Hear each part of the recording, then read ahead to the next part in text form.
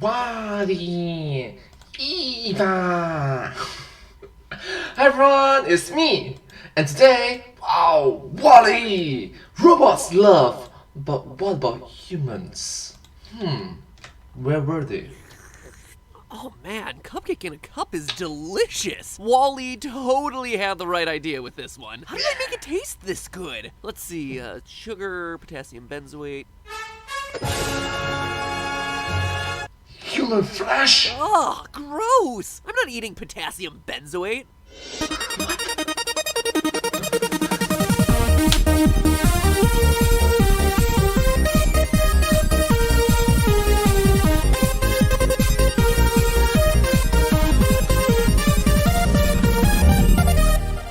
Hello, Internet. Welcome to Film Theory. Hello Internet, welcome to Film Theory. Hi.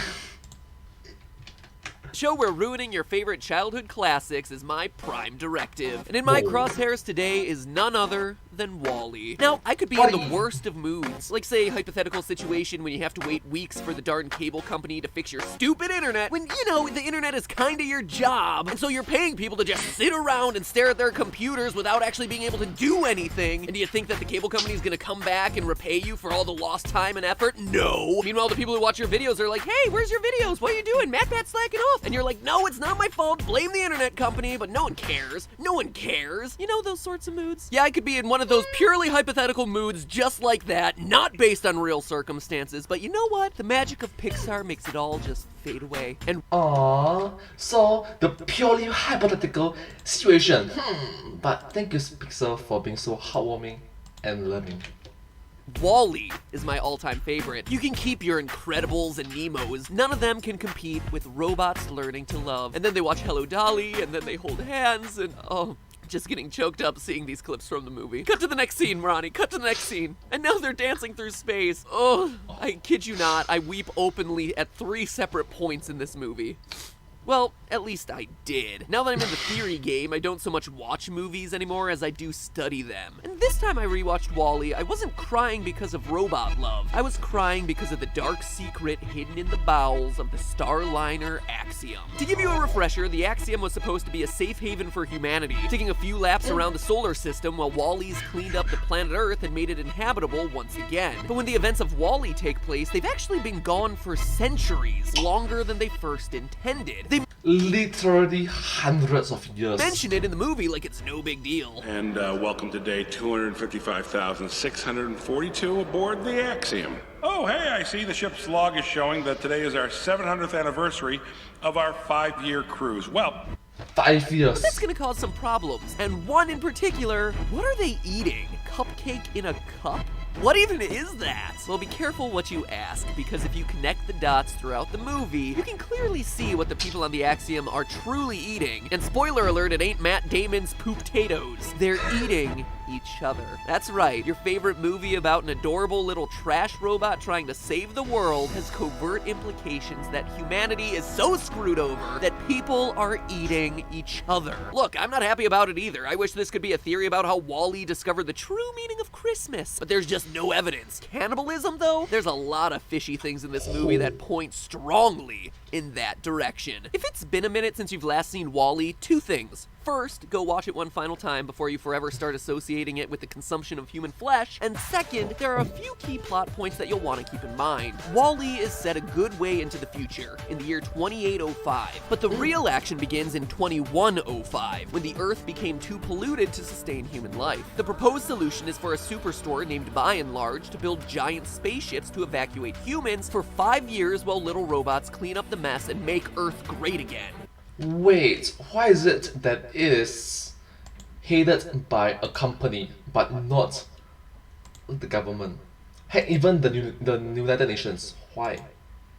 Fast Reminds forward me to a lot of Jeff Bezos and Elon Musk. The events of the movie, and as I mentioned before, what was supposed to last for 5 years has now lasted 700. And that leads us to what is a pretty obvious claim at this point. The Axiom has got to be out of food. Trying to stretch 5 years worth of rations into 700 just ain't gonna work. When I go a week without buying groceries, I'm down to open-faced peanut butter sandwiches and trying to determine if I can drink barbecue sauce for my daily recommended calories. Maybe they put extra food on board. I hear your busy little fingers typing in the comments already, and yeah, I would say that's practically a guarantee, as packing extra is standard operating practice for today's space travelers. For example, NASA, for an average 7-day flight, will have 2 extra days of food on board with them. But when it comes to the Axiom, we're talking about 140 times the amount of food they would need for the planned 5-year excursion. 140 times! Even if by and large got wildly ambitious and stocked the Axiom with, say, 10 years of food, an additional 2 times the planned trip length, people would still start going hungry hundreds of years before the events we see in the movie. Plus, it's not like people are rationing out their meals. Unlike Matt Damon on the surface of Mars, everyone is unaware of how much food they have left. So the idea of rationing in order to conserve for the long haul isn't a thing they're worried about, and yet the food keeps coming. But from where?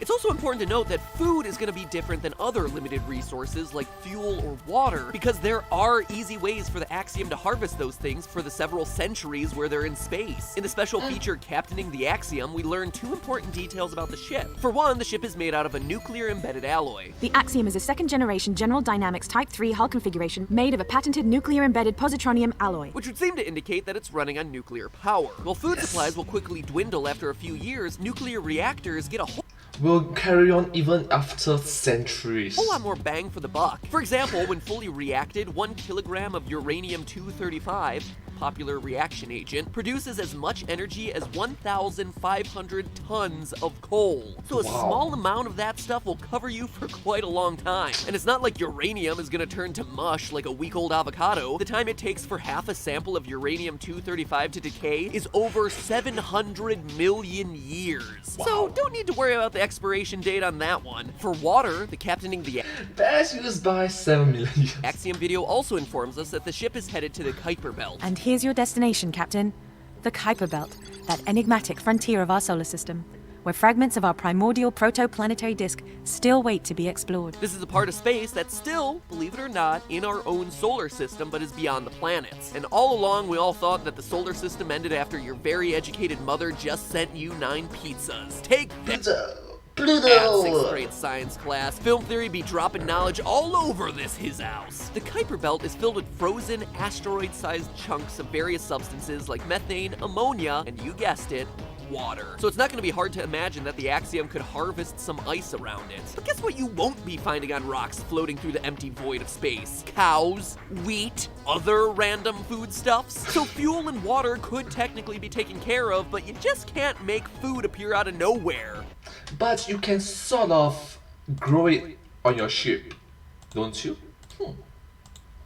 Or can you? This is the future after all, so maybe they've developed a way to create food out of thin air. Or at least that's what I initially thought until I looked a bit closer. I mean, food needs to come from somewhere, and note that we don't see any animals on the ship other than humans. Unlike water, food is more complicated than simply a bunch of hydrogen and oxygen atoms put together, so you'd need some ingredients for the food from somewhere. And even if they had developed some meal replacement superfood like Soylent, which delivers all your essential calories, it still requires plants. Soy. Not even the ship's captain recognizes what a plant is or how it grows. Where's the thingy? Plant. Right. So what exactly would the hypothetical food be made out of? Also, It's true, if even the captain doesn't recognize what soil is, plants are, I don't think they'll be planting or growing food. Interesting. the Axiom were somehow able to synthesize food out of thin air, why would it be such a big deal that Earth can grow plants again? Wouldn't they be able to stay on the Axiom or go and colonize a new planet with that kind of technology? Nope, they've definitely run out of food, and yet we see that the population has managed to survive for generations aboard the Axiom. Does that automatically prove that the passengers are eating other passengers? Well, not by itself, but it does color the way that we look at other issues. Issues like, where did the dead people go? The Axiom has been flying around for 700 years and started with a population of 600,000. Again, according to those DVD special features. The Axiom is a virtual city in space designed to accommodate the needs and desires of each of her 600,000 passengers. During that time, we can be certain that those 600,000 starter people have died several times over. When Captain McCree looks at the pictures of the captains before him, we see that there were 5 previous captains of the Axiom who've lived and died. And then At least 5 generations of people. That means your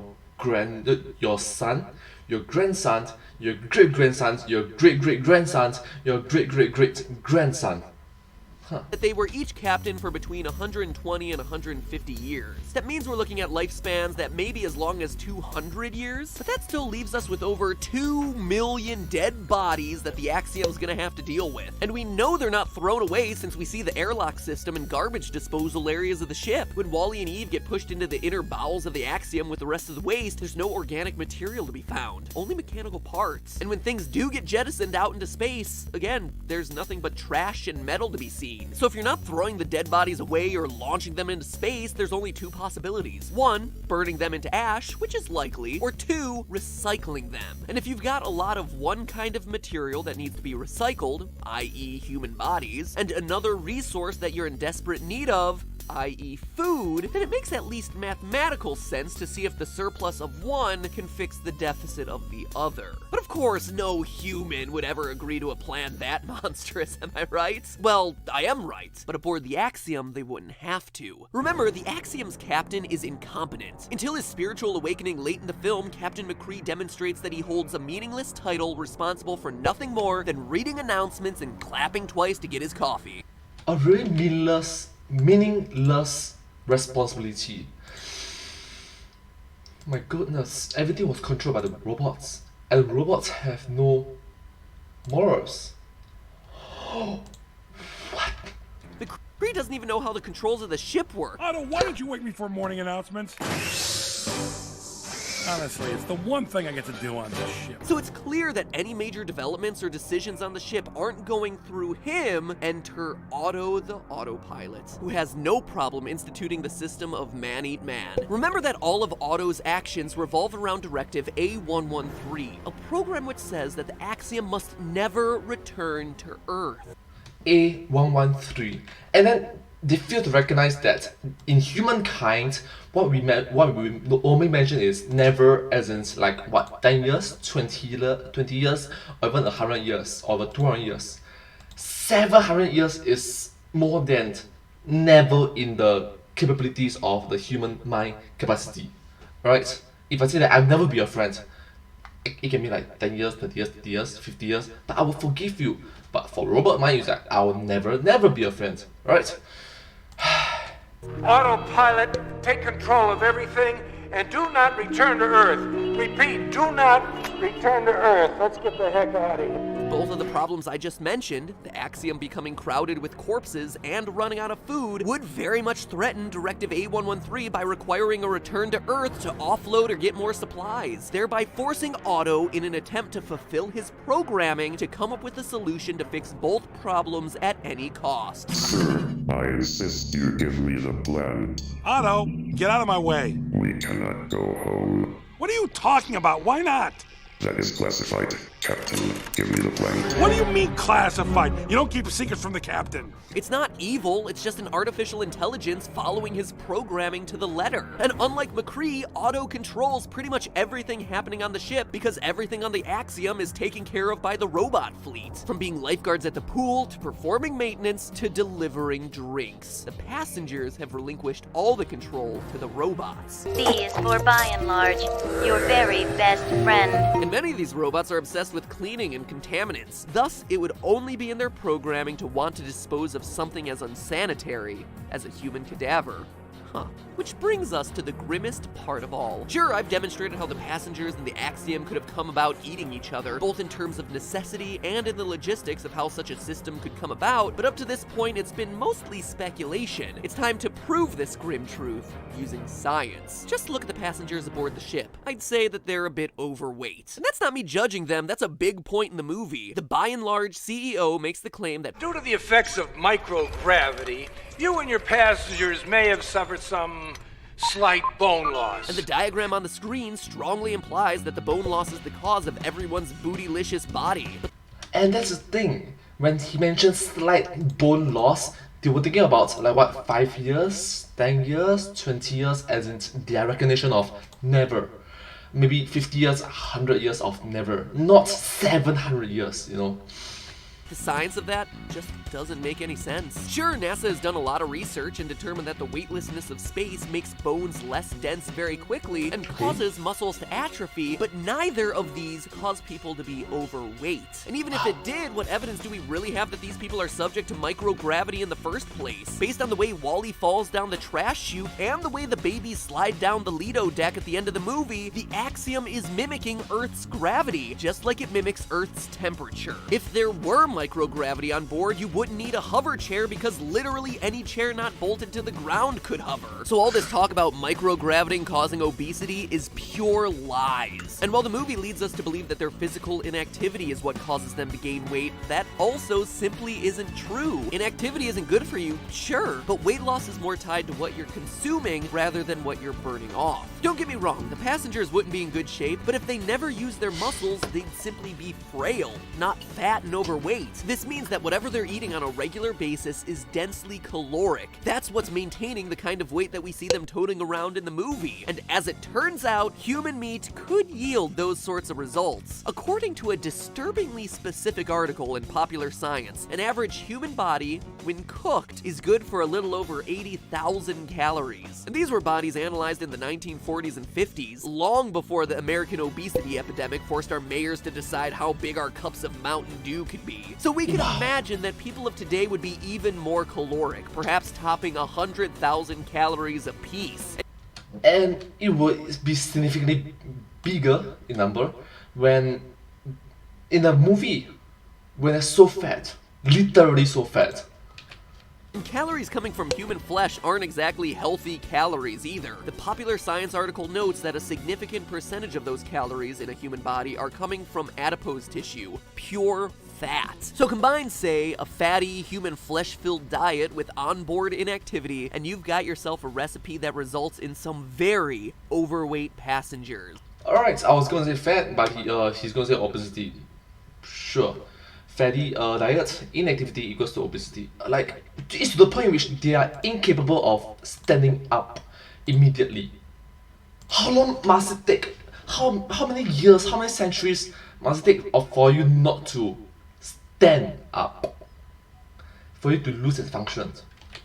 Like the ones that we see populating the axiom. Now, of course, there's one final problem to this theory: tricking people into eating other people. Getting around that humany flavor you're gonna be contending with. It's kinda like getting a kid to eat Brussels sprouts. Eat it, it's gonna be good for you. Or, I guess in the axiom's case, eat it because if you don't eat your fellow passengers, there's literally nothing else we can serve you. So, you're gonna die and then get fed to everyone else. So how do you season up a human body to make it palatable to a bunch of unaware passengers? Well, the solution is a lot more straightforward than you might initially think. Science has actually proven that one of the best ways to mask the flavor of something is to liquefy it and then serve it through a straw. But it's not like everything that the people on the axiom consume comes through a straw. I mean...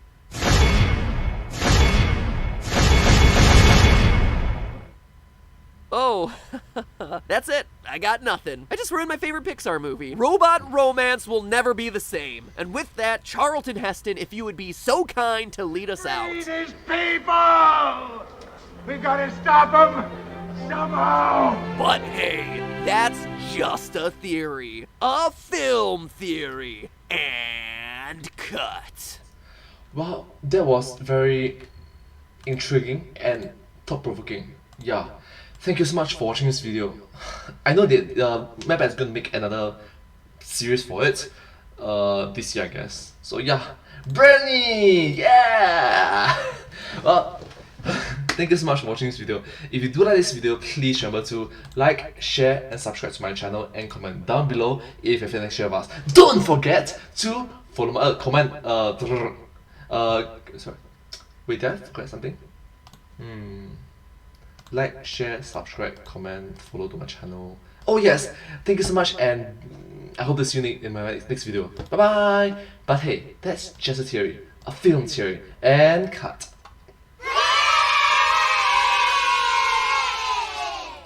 and I hope to see you in my next video. Thank you so much for all your support and encouraging words for me.